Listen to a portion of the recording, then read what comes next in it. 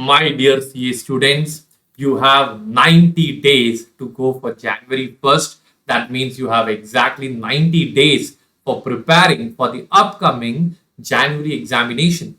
So I'm now coming live to give you a plan using which you can do your revision properly. You might be a person who's either writing two groups or you must be writing one group.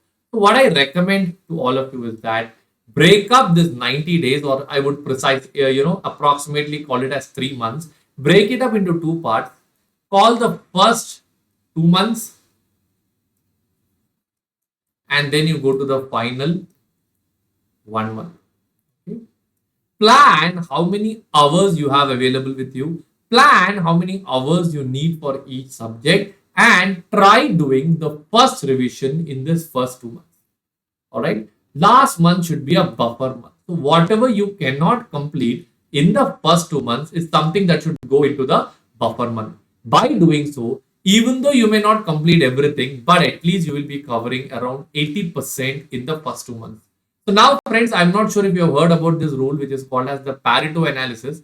You definitely would have heard about it in your inter or in your final, which says that 80% of your result ideally comes from 20% of your efforts. So what will happen when you go by this approach is that you will be covering the majority chunk in the first 2 months itself.